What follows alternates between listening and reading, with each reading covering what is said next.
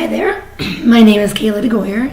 For this presentation, I will be speaking on the effects of owning a smartphone in today's society, specifically how smartphones are used in order to keep people hyper-connected with one another and with society. What I mean by being hyper-connected is that smartphone users today are literally one click away from interacting with one another, whether it be through texting, voice or video calling, social apps, anything. Smartphones are beyond incredibly useful tools due to how connected they make us feel. We can receive local, nationwide, or worldwide news or entertainment just in the palm of our hands. It's actually pretty remarkable. Users are provided with email, news, stocks, weather, movies, games, even banking. You name it and you can have it. Smartphones truly provide people with the options of making their own lives easier. But how often are we checking our phones for updates or notifications? It's kind of becoming more and more disturbing as technology advances.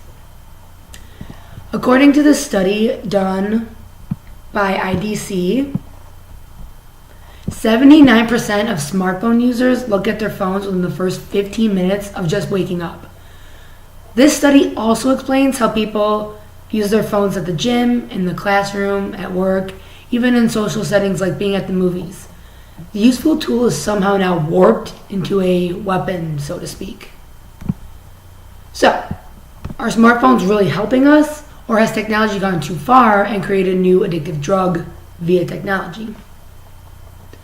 Depending on how consumed you are with your smartphone, and I think it is safe to say a good chunk of the world is borderline obsessed with their phone, there can be day-long interruptions from our devices, alerting us of various updates in our personal lives as well as the lives of others. So, these interruptions, as I call them, become logical to most of our minds. We want our technology to aid us in our day-to-day routine, making sure that we don't miss anything of importance, whether it be an appointment or just a simple communication opportunity.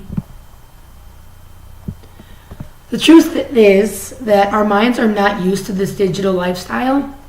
The constant alerts or updates awaken our stress hormones, igniting our fight or flight reflexes.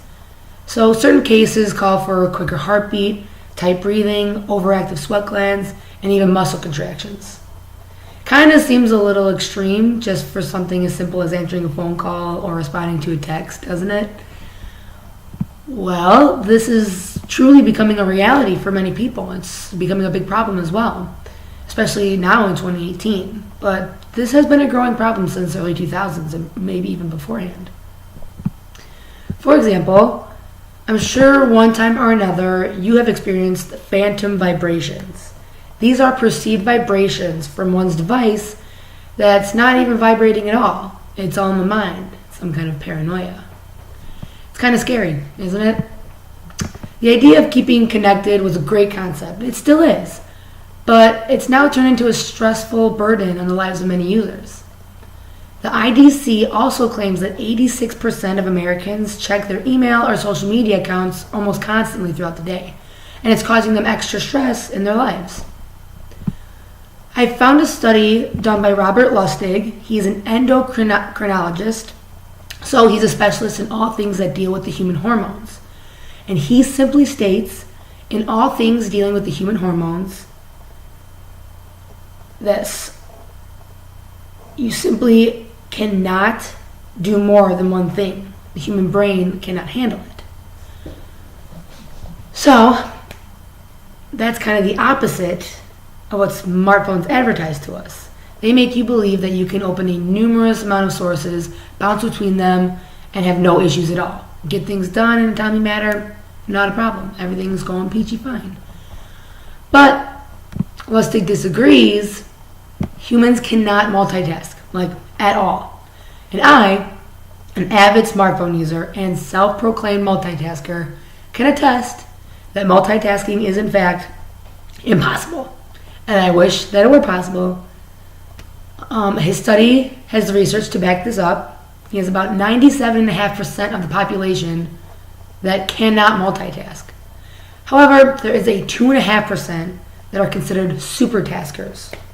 So scientists refer to them as supertaskers in that they can talk on the phone and drive all while avoiding a tragedy. Really, nothing too special. But apparently scientists think so.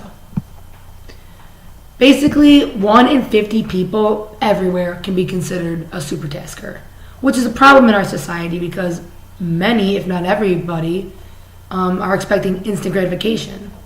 Whatever they want done, no matter how many tasks it is, they expect it, and they expect it ASAP. That's what phones are for. You pay for high speed, you get high speed. You pay for certain apps, you want those apps to work, and you want them to work quick. Smartphones really give off bursts of dopamine, which is short-term pleasure, which really is the root of how addictive our phones become. That brief happiness is sought out after again and again in a reaction that creates the addiction. It's no different than becoming a drinking or drug addict.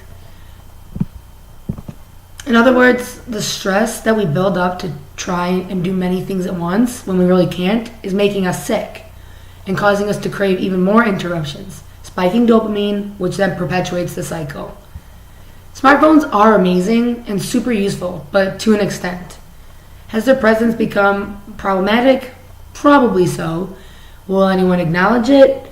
Maybe. One day, when cell phone usage becomes completely and utterly the entire thing of our society, where all human interaction is just completely cut off, or maybe not. But when that time comes, I will hopefully be reporting on it. Thank you for watching, and I hope you guys learned something new today.